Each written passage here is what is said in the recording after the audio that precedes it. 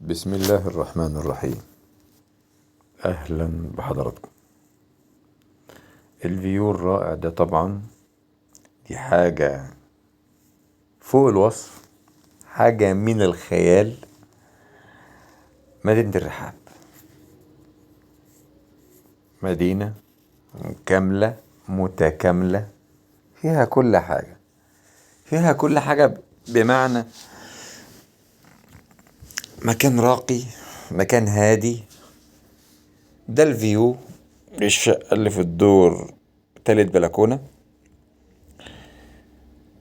مكان حلو، مفيش كلام. بس لاحظت حاجة غريبة، المكان فيه هدوء قاتل وأمان فوق الوصف. الحاجة الغريبة اللي لاحظتها عفوا، الكهرباء ما بتقطعش، والناس اللي هناك دي مش غلابة. الناس دي شغالين، ربنا يسهل لهم ويرزقهم ويوسع عليهم. يعني ايه الكهرباء ما بتقطعش عندهم؟ يعني ايه؟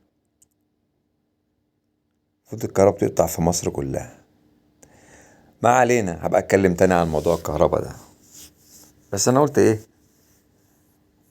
آه اشوف الفيو من جميع الجهات.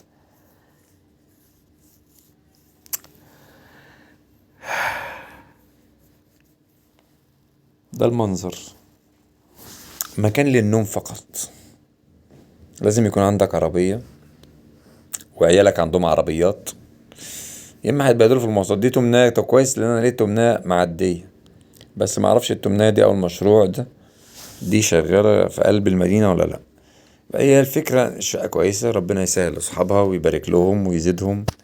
عمري ما اتمنيت زوال نعمة من حد، بس لقيت الكهرباء ما بتقطعش، اتضايقت شوية. بس ما علينا، واضح ان احنا فعلا ضيوف.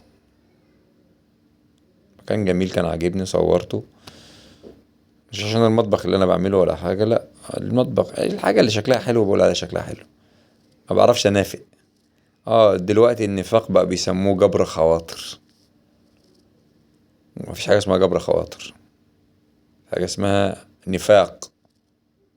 يبقى حد عامل نفسه غلبان ونقول له كلمتين كده نواسي بيها، ويبقى احنا كده اسمها جبرنا خاطر. هو تقريبا اختلاف في وجهات النظر.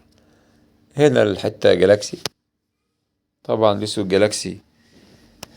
آه نفسيا وعضويا واستراتيجيا ومنهجيا وأكاديميا أطوال ب3000، وأساير 2500.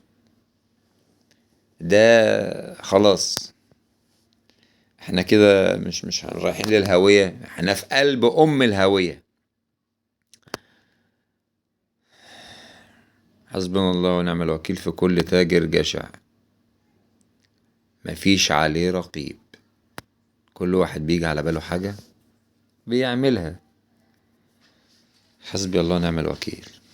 لا أدعي الفضيلة، لما بقول الكلام ده لا أدعي الفضيلة، أنا مش أحسن من حد، وربنا يسترها علينا جميعا. شايت في الكلام، حتة سود جالاكسي 276/2. وهنا لما بقول على 2، لأن طبعا محمد أبو الحمايل أخويا وصاحبي، بسم الله ما شاء الله عليه، ربنا يكرمه ويوسع عليه ويرزقه الصحة والعافية. بيحب يعمل الحاجات على حتة واحدة، واللي عنده الإمكانيات لكده. أنا راجل عجزت بقى وصحتي على قدي، فبعمل الحتة على 2، وراح أركب مطبخ زي ده لوحدي كده وخلاص، وربنا بيكرم يعني. اللحام طبعا باين، وبعد ما بخلص مش هيبان. هنا ده الخلاط، لان انا جيت لقيت الخلاط لازم يتحط على الشمال، لان ورا ناحية الوزرة ما كانش هيخش، لان الخلاط طلع ليه ظهر، القنطرة بتاعت الخلاط في ظهر الخلاط. حاجز المايه ده بالطلب، عملته، شطفته وصنفرته. هنا اهو المطبخ كده بقى ايه، متشطب، اللحام حد شايفه. اللحام فيه كلة سمرة. المطبخ ده مقطوع بالمكن الآلي في مصر عند أخويا وحبيبي رمضان. بسم الله ما شاء الله. الحتة رحت اشتريتها ورحت ركبتها. اتأخرت شوية اهي ده المطبخ، وكمان كان في عفرة والإضاءة مش كويسة. دي كلها اعتبارات كتير لازم نحطها في دماغنا. بس زي ما حضراتكم شايفين الأسود جالاكسي غني عن التعريف. اللمعة ماليش يد فيها زي ما بقول كل مرة. اللمعة بجد كانت عجباني وانا بشتريها. كل اللي انا بعمله ان انا بمسحها بس مش اكتر. محطش حاجة على وشها حتى لو ده عادي يعني. الحوض ركبته بأسمنت أبيض، وده أنا بعمله في أوقات كتير. أي حد شايف إن الحلة اللزق بتاعها أبيض وده مش عاجبه، هي أذواق يا جماعة. أنا رأيي، أنا واخد مدرسة الضد بالضد يظهر. هنا أخويا وحبيبي وعشرة العمر إبراهيم أبو العينين، مسمينه إبراهيم ظهر.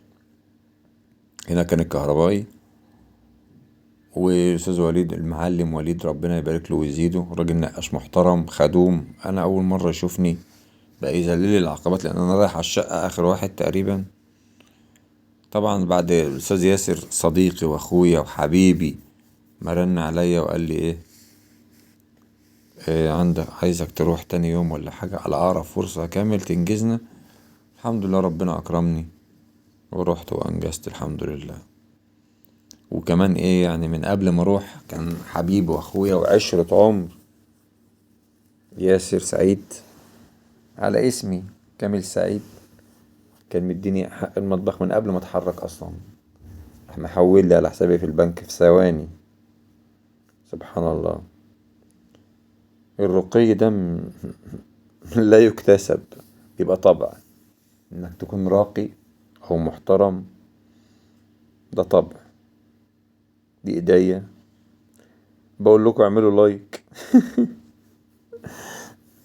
المنظر رجعت صورته كانت الدنيا ليلت. ده المنظر بالليل من مدينة الرحاب. يعني اقول الله يسهل لعباده. بس بجد المكان جميل وهادي جدا. بس ما استريحتش من كتر الهدوء ده مش مريح لمعظم الناس يعني. وهي اذواق في الاول والاخر زي ما انا قلت. المهم ان انجزت الشغل، وزي ما حضراتكم شايفين كنت عايز اتكلم على موضوع الخلاط الشجرة والخلاط اللي هو في الحيطة، بس لسه ان شاء الله الفترة الجاية ان شاء الله ربنا يقدر اذا اشاء وقدر هبقى اتكلم عليه. هي الفكرة كلها ان المدينة فعلا كان عجباني جدا، كان نفسي اروحها من زمان وما ندمتش ان انا رحت. بس حاجة فوق الوصف بجد خيال. اي حد عايش في شقة كده يعتبر نفسه قاعد في مساكن. دي مدينة سكنية حقيقية. دمتم في امان الله، والسلام عليكم ورحمة الله وبركاته.